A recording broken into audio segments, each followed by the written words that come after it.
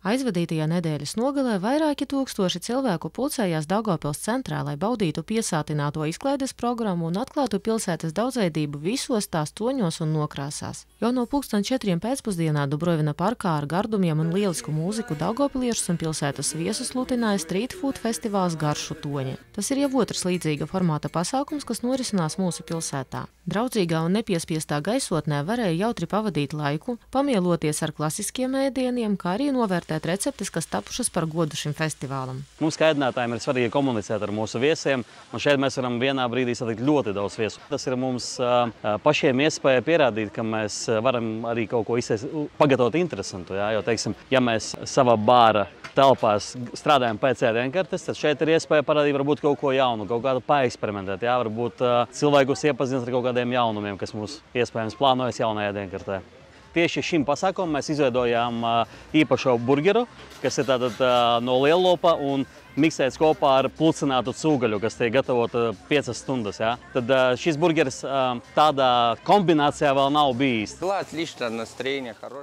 Noskaņojums ir lielisks, laiks arī. Cilvēki atpūšas, mēs gatavojam. Šodien piedāvājam burgerus, šašlikus, hotdogus. Piedalījāmies arī iepriekšējā festivālā, bet tad ēdienkarte bija savādāka. Tā ir lieliska iespēja pastrādāt nedaudz neierastā formātā. Baudām procesu, baudām komunikāciju ar apmeklētājiem un ļoti cenšamies, lai šodien visiem labi garšotu un būtu labs noskaņojums. Cilvēkiem jāatpūšas arī šādi, baudot gardu maltīti svaigā gaisā. Visi pasākumi, kas saistīti ar tirdzniecību, ar cilvēku piesaisti šai pilsētai no ārpuses, no citām pašvaldībām. Viss, kas cilvēkiem ir vajadzīgs, cilvēki kā dzīvo savos dzīvokļos, bet kādreiz ir sestdienas vakarā grib iziet kaut kur pilsētā paskatīties. Šodien kārtīgs pasākums var nogaršot ēdienus, ko sagatavojuši vietējie pavāri. Tur katrs, kā saka, 3 pavāri zina, ko savāra.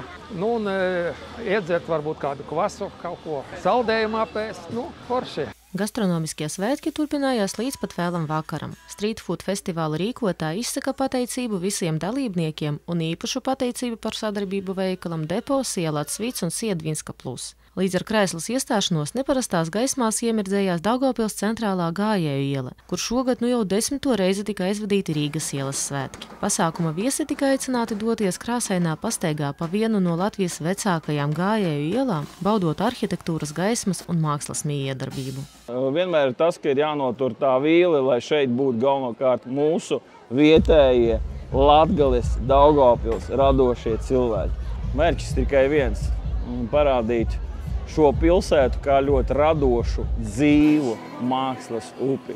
Un Rīgas iela ir tā, kura kārtējo reizi mums apliecina, ka tā ir ļoti radoša iela, kur ir dāvinājusi pilsēta, kur dāvinājusi pasaulē daudz skanīgu vārdu, un viņa var iedvesmot. Šeit ir pats galvenais mākslas cilvēki. Un ne tikai tie, kuri ar to nodarbojas, bet arī visi daugavpilieši, kas grib nākt dzejot, piedot šai pilsētai sulu. Un šogad bija ļoti daudz cilvēku, kuri atvēra logus Rīgas ielā un sveicinājās. Viņi bija kopā ar mums, jo katru gadu tas bija īstenībā varoņdarbs redzēt ar katru logu vairāk un vairāk. Pasākuma tēma bija 10 toņi pilsētai. Taču tie, kas šajā vakarā vēroja mākslas saspēli Rīgas ielā, atzina, ka redzēto toņu un izjusto emociju daudzveidība nav mērojama nekādos skaitļos. Daugavpils šajā sestdienas vakarā patiesi apbūra un pārsteidza ar savu krāšņumu gan mājiniekus, gan pilsētas viesus. Mēs atbraucām bišķiņ padējot. Liels pārsteigums, ka ir ļoti daudz cilvēku, ļoti liela krāsainība, ļoti atraktīvi momenti, visi tie braucamie rīki, skaņas. Tik, cik mēs paspējām ieraudzīt līdz savai uzstāšanai, ļoti, ļoti koši, ļoti interesanti, ļoti patīkami. Tāda ļoti laba atmosfēra. Godīgi sakot, esmu šokā. Rīgas ielas svētki ir ļoti spilgti iespaidīgi. Nekad iepriekš tādi tie nav bijuši. Tas ir salīdzināms jau vienīgi ar pilsētas svētkiem. Patika viss, gan mūzika, gan ugunšovs, gan dažādi interesanti personāži, kas te šovakar pastaigājās. Bija ļoti jautri. Tiešām ir fantastiski, ka pilsēta var šādi atpūsties. Godīgi sakot, esmu ļoti pārsteigta. Tas bija lieliski.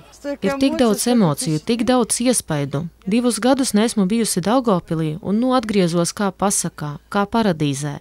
Mūsu pilsēta ir tik skaista. Ļoti patika Rīgas ielas noformējums, ebreju mūzikas koncerts. Nevar pat īsti kaut ko izcelt. Patika viss. Kā izrotāts, kā organizēts. Mūsu pilsēta šovakar ir vienkārši pasakaina. Paldies tiem, kas piedalījās šī pasākuma tapšanā, par ieguldīto darbu, par viņu sirsnību un neatkārtojamiem svētkiem, ko šodien dāvāja mums visiem. Paldies! Спасибо.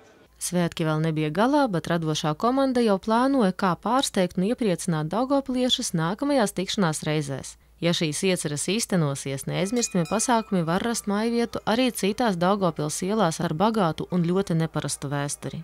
Sižetu sagatavoja Daugavpils valstspilsētas pašvaldības komunikācijas nodaļa.